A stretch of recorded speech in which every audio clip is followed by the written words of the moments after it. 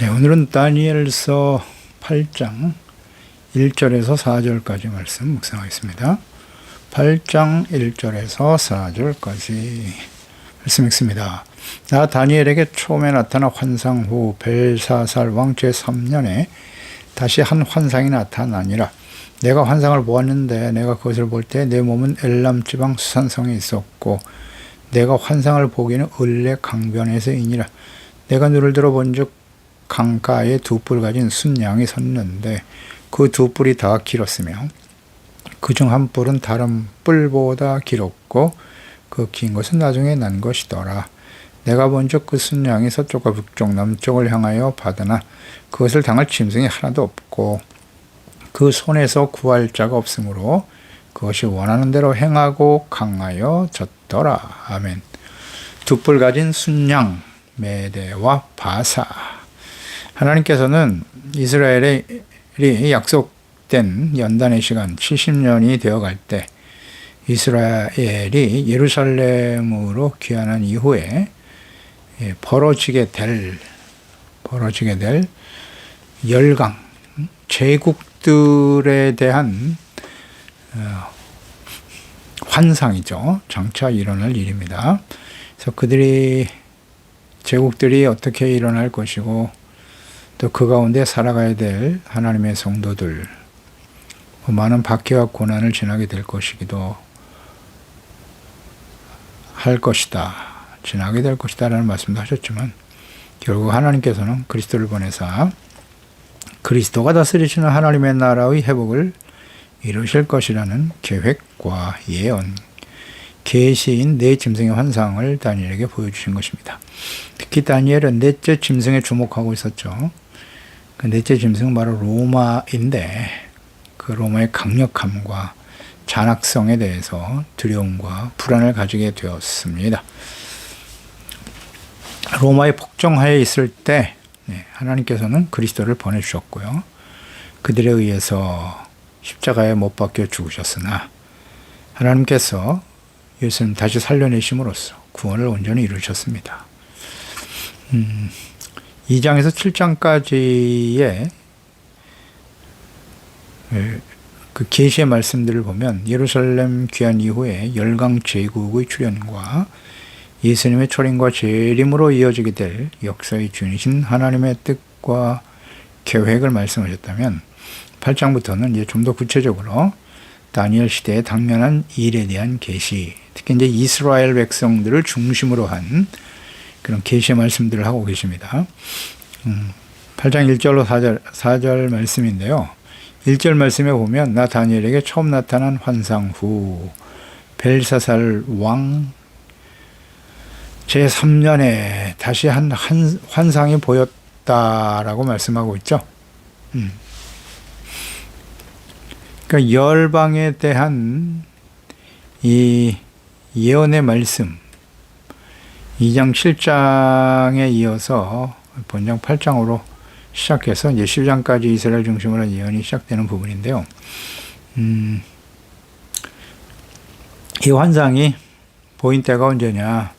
다니엘이 처음 환상을 받은 지 한 2년이 지난 경과한 시점에 주어진 거죠. 벨사살 왕 원년에 그 원년이 BC 550년이죠. 벨사살 왕 3년이니까 즉위 2년이 지난 때라고 보면 되겠죠. BC 548년경에 주신 환상과 계시의 말씀인 것입니다.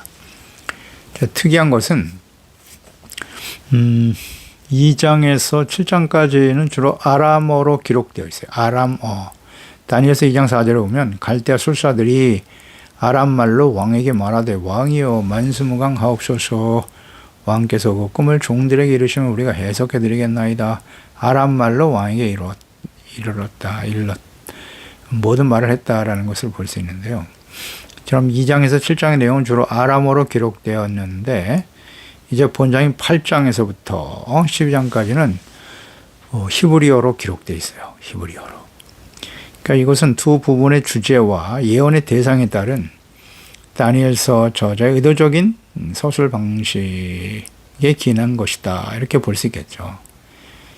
8장부터는 히브리어, 그러니까 이스라엘 백성들을 중심으로 해서 그들을 통해서 이루어질 일들에 대해서 집중적으로 계시와 예언의 말씀을 기록하고 있다고 봅니다. 그래서 2절에 보면 내가 환상을 보았는데 내가 그것을 볼 때 내 몸은 엘람 지방에 있었고 엘람성 수산성에 있었다. 환상을 보기는 을레 강변에서였다라고 기록하고 있네요. 두 번째 계시와 환상을 받은 시간에 이어서 그 다음 장소까지 엘람 지방 수산성 환상은 을레 강변에서 받았다. 그러니까 다니엘이 계시를 받은 장소와 시점을 이렇게 분명하게 언급하여 기록한 것은 본장의 그러니까 성경에 기술된 그 환상과 계시의 역사성, 사실성을 나타내기 위한 것임을 알 수 있겠죠. 그러니까 성경은 천지 만물과 사람을 창조하신 전능하시고 또 역사의 시작이시며 주관자이시며 끝이 되시는 알파와 오메가 되시는 하나님의 말씀이고 진리죠. 진리이며 역사적 사실에 근거한 것임을 다시 한번 확인하게 되는 것입니다. 다니엘서를 우리가 잘 묵상해 보면 그 당시 또 장차 일어날 제국의 역사들을 중심으로 해서 예수 그리스도의 초림과 재림 또 마지막 심판까지 이어지는 계시의 말씀임을 알 수가 있고 이것은 역사적으로 다 성취된 것임을 우리가 확인하게 돼요. 그래서 이 다니엘서를 보면 하나님께서는 역사의 주인이시고 주관자시며 그 모든 말씀들이 그대로 성취되는 하나님의 말씀은 사실에 근거한 하나님의 뜻과 역사다라는 것을 확인하게 되는 겁니다. 다니엘서를 잘 묵상해 보면 공부하고 배우면 역사의 주인이신 하나님을 만나게 돼요. 하나님께서 어떤 분이신지를 정확하게 알 수 있어요. 이 하나님을 부인할 수가 없어요. 하나님과 사람들 우리가 살아가는 이 세상의 역사와 상관이 없는 게 아니에요. 하나님이 주관자이십니다. 그 하나님은 어제나 오늘이나 영원토록 동일하십니다. 엘람에 있었다. 이 엘람은 굉장히 오래된 나라죠. 엘람은 어디서부터 시작되느냐. 창세기 10장 22절에 보면 노아의 아들이었던 셈의 아들이죠. 셈, 함, 야벳 중에 셈의 아들이 엘람과 아수르와 아르박삭과 룻과 아람이었다. 창세기 14장 1절에 당시의 신할 왕 아므라벨과 엘라살 왕 아리옥과 엘람 왕 그돌라오멜과 고임 왕 디다리. 그러니까 롯이 소돔과 고모라에 살고 있을 때 그 나라를 공격해온 그래서 이들과 싸워서 승리하는 아브라함이 군대를 보내서 승리하고 그들을 다시 찾아서 돌아오는 길에 만난 왕들이죠. 엘라망, 그돌라오멜이 나옵니다. 그리고 그들 맞서 싸우고 대적하는 이런 과정. 그러니까 이미 벌써 창세기 14장이면은 아브라함이잖아요. 아브라함 때 이미 엘람이 있었다. 엘람이 그 당시에 크게 번성했던 국가다. 그 셈의 아들, 그러니까 아브라함이 셈의 10대 손이거든요. 그러니까 그 과정에 이미 엘람은 큰 나라를 형성하고 있었다라는 것을 알 수 있습니다. 당시 엘람은 이란 고원 남부에 위치한 페르시아죠. 바사의 영토에 속한 곳이었습니다. 그러니까 바사 제국의 중요한 지역이었고요. 특히 엘람의 그 수산은 바사의 수도로 세워진 곳이죠. 그만큼 중요한 지역이었다. 수사는 수사라고도 기록이 되어 있죠. 을레 강변은 환상의 실제 배경이 되는 곳인데, 그러니까 수산성에서 그리 멀지 않은 곳에 있는 코아스페스 강과 코프라테스 강이 있었는데 여기를 연결하는 인공 운하, 이것을 을레 강변이라고 불렀다고 해요. 그곳에서 하나님의 환상을 보게 되었다는 것입니다. 그 3절에 내가 눈을 들어 본즉 강가에 두 뿔 가진 순양이 섰는데 그 두 뿔이 다 길었고 그 중 한 뿔은 다른 뿔보다 길었고 그 긴 것은 나중에 난 것이다 라고 말씀하고 있네요. 그러니까 수산성 을레강변에서 본 환상과 계시 두 뿔 가진 순양이거든요. 순양이다. 두 뿔이 다 길었는데 나중에 난 뿔이 더 길더라.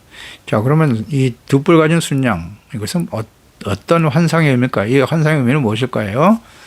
예, 그것은 메대와 파사죠. 메대와 파사를 의미하는 겁니다. 제국들의 환상을 하나님께서 장차 세워질 제국들의 환상을 지금 보여주고 계시는 거니까요.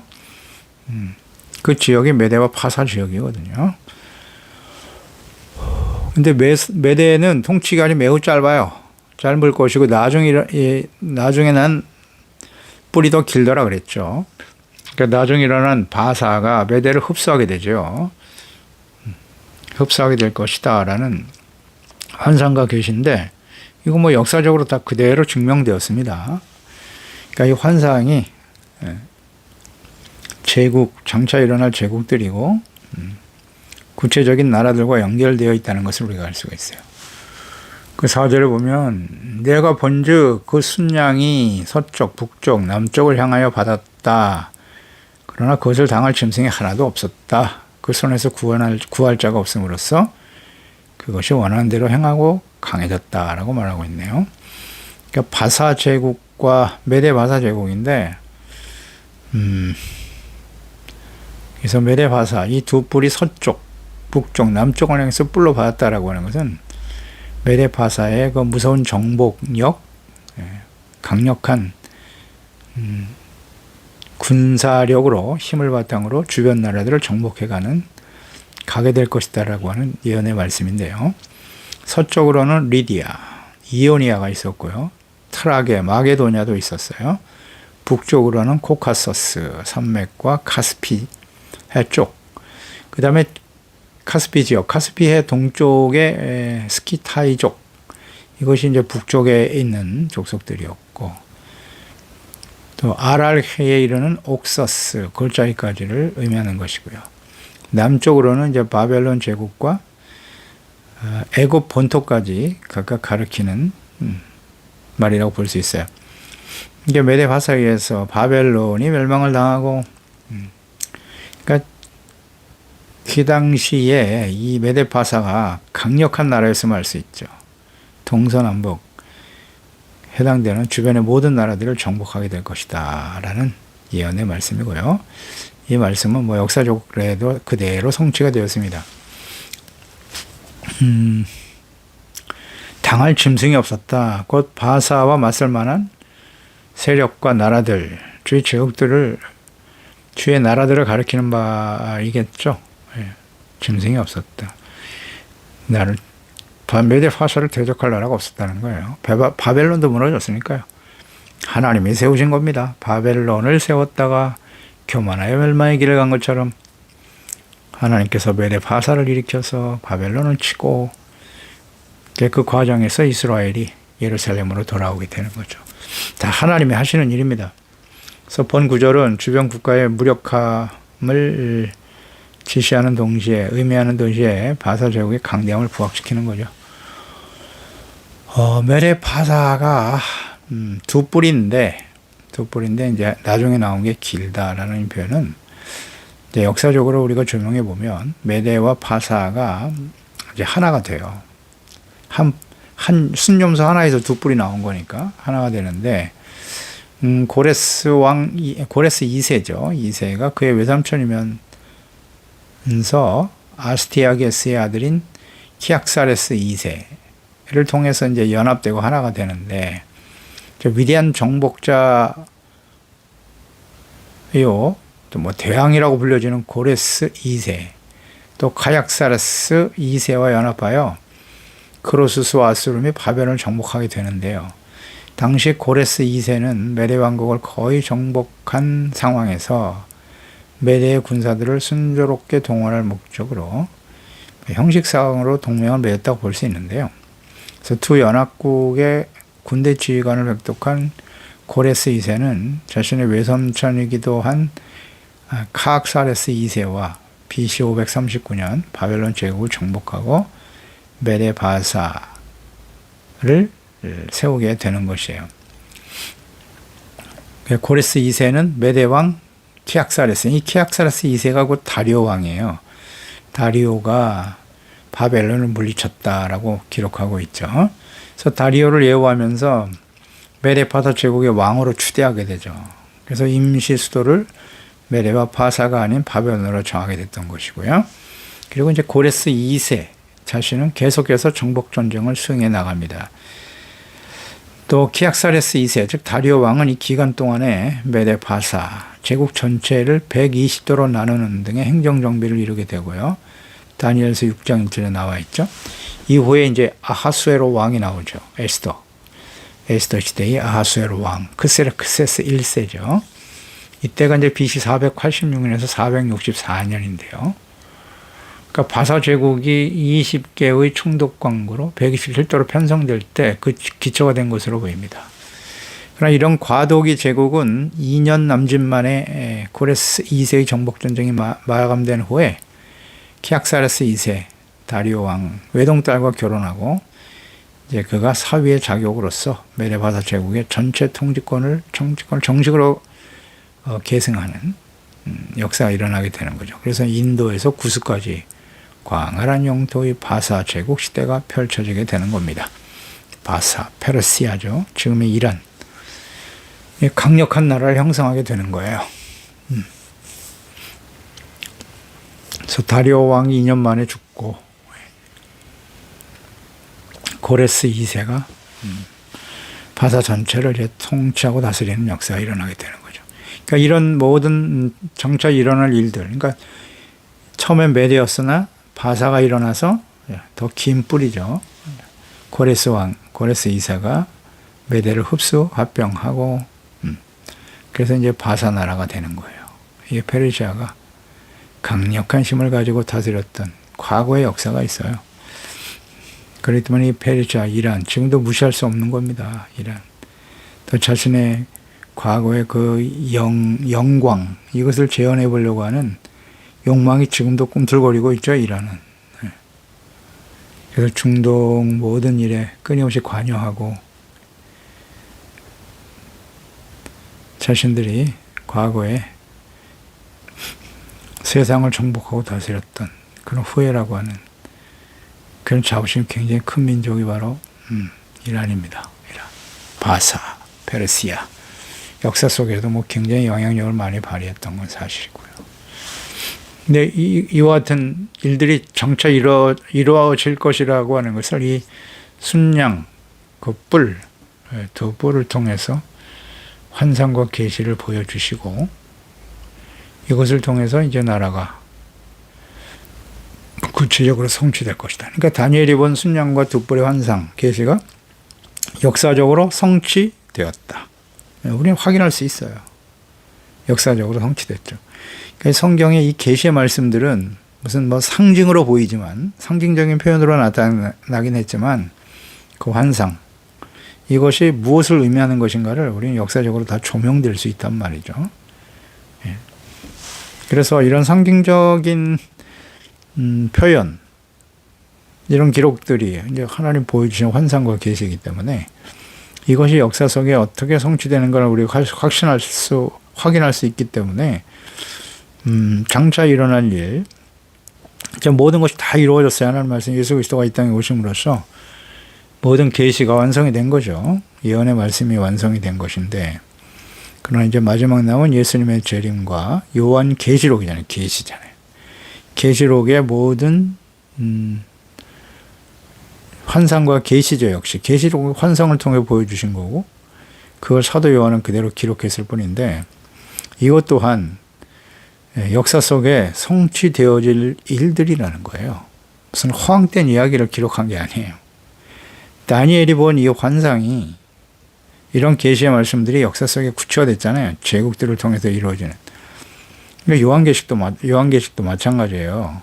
계시록이 이제 다니엘서와 연결해서 묵상해 보면 장차 이제 하나님을 대적하고 그리스도를 대적하는 나라와 세력들 이것이 이제 일어나게 될 것이고 이것은 이제 유럽 연합으로 해석하려고 하는 뭐 그 무리한 해석이 아니라고 봐요. 이 제국들과 이 나라들과 연결이 있는 것이니까요. 그러니까 이 세상은 예수 그리스도를 통해서 복음이 전파되고 증거됨으로써 세워질 그리스도의 나라, 하나님의 나라와 그를 부정하고 대적하는 악한 원수 마귀가 다스리는 세력들과의 싸움이거든요. 네, 하나님이 허용하신 거예요.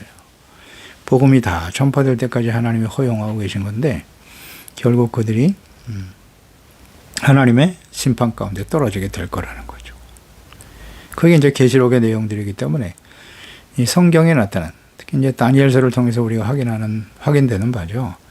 그 상징과 그 환상의 내용들이 구체적인 역사의 성취와 관련이 있다는 것을 우리가 이해하고 그렇게 성경을 해석하고 또 풀어가는 것이 맞다라고 볼 수 있어요.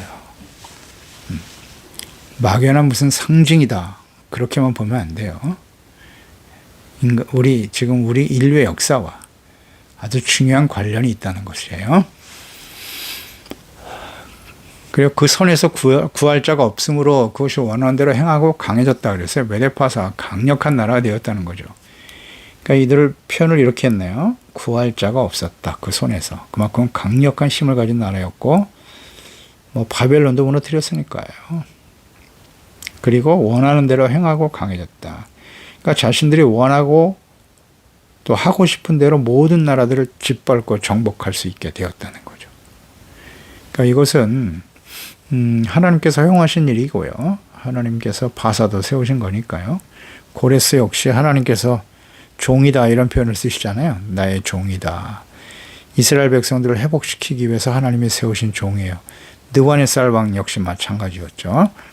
이스라엘 백성들 완악하고 패역하여 하나님을 버린 하나님의 백성들, 기회를 저버리고 돌이키지 않은 하나님의 백성들, 하나님이 징계하시고 연단의 목적으로 느부갓네살을 사용하신 것이고 70년 동안의 연단의 과정을 거쳐 다시 예루살렘으로 돌아오게 하시기 위해서 세운 사람이 바샤 왕 고레스였다는 사실.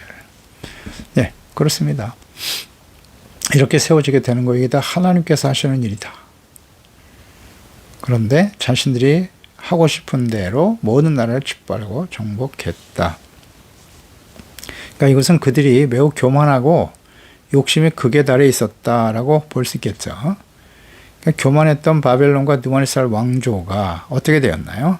하나님의 심판으로 자신들의 손에 의해서 멸망당한 것과 같이, 바벨론이 멸망당한 것 같이 역시 고레스의 마음을 감동하셔서 이스라엘을 다시 예루살렘으로 귀환시키는 일에 쓰임받은 후에 그들의 교만으로 인해서 하나님의 심판에 직면하게 될 것이다 라는 것을 우리가 확인할 수 있죠.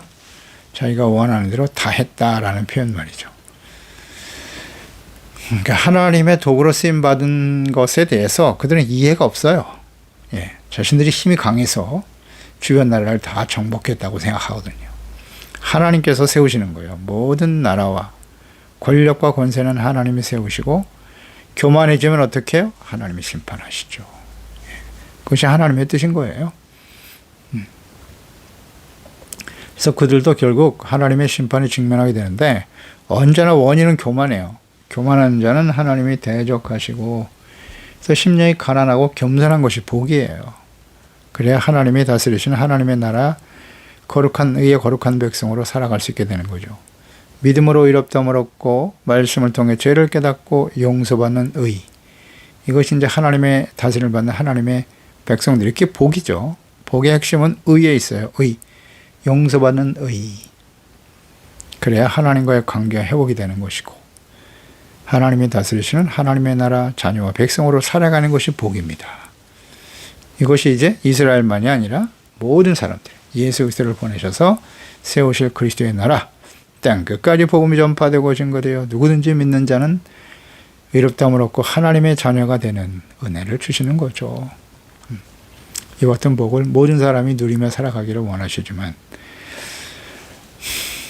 이렇게 때로는 하나님께서 악한 자들을 사용하셔서 하나님의 역사를, 하나님의 뜻을 이루어 가시는 거다 하는 것을 우리는 깨닫게 되죠. 그렇지만 결국 교만한 자는 하나님의 그 심판을 피할 수가 없어요. 심판에 직면하게 될 것이다. 이제 5절 이하에서 우리가 확인할 수 있는 거죠. 순양, 이것은 이제 메데 파사의 모습이었다면 이제 순염소로 등장하게 될 헬라 제국에 의해서 그들도 멸망의 길을 가게 되는 거죠. 이미 하나님께서 느부갓네살 왕의 큰 신상, 그 꿈을 통해서 큰 신상을 세우던 꿈을 통해서 보여주셨고, 또 다니엘에게 첫 번째 환상을 통해서 네 짐승의 환상을 통해서 역시 바벨론 이후에 메데파사, 그 이후에 헬라, 그 다음에 이제 철로 나타난 로마로 이어지는 이 말씀이 이제 구체화되는 거죠. 그런 시기에 이제 예루살렘으로 이스라엘이 돌아오게 되는 것이고, 그 이후에 펼쳐질 역사들입니다. 그래서 여기서 우리는 역사의 주인이신 하나님을 알지 못하고 교만하고 악을 행하는 권력과 나라는 반드시 심판을 받게 된다. 그리고 멸망의 길을 가게 될 것입니다. 이러한 하나님의 뜻이 예수 그리스도의 재림과 요한계시록의 마지막 심판으로 구체화될 것입니다. 그렇다면 이 하나님의 말씀과 뜻을 알고 있는 우리는 어떻게 해야 할까요? 어떤 사람이 되어야 마땅하겠습니까? 역시 두렵고 떨리는 마음으로 예수 그리스도 안에서 의롭다함을 얻고 구원받은 하나님의 자녀가 된 것을 감사하고, 그 주님을 사랑하는 마음으로 경건의 삶을 지켜가며 이 약하고 폐역한 세대 속에서 빛과 소금으로 착함과 의로움과 진실함, 성령의 열매를 맺으며 오실 주님 앞에 영광스러운 모습으로 그 앞에 서게 될 그날을 소망하면서 하나님의 전신갑주로 무장하고 주의 말씀에 복종하며 구원을 온전히 이루어가는 신실한 하나님의 자녀들이 되어야 할 것입니다. 기도하겠습니다. 하나님 아버지, 하나님께서는 이 다니엘을 통해서 이스라엘 백성들이 약속한 대로 70년 이후에 예루살렘으로 귀환하는 돌아오게 하기 위해서 바벨론의 멸망과 메대 파사를 다시 세우셔서 그 바사를 강력하게 하심으로써 또 고레스 왕의 마음을 감동시켜서 하나님께서 이스라엘 백성들을 다시 예루살렘으로 돌아오게 하시죠.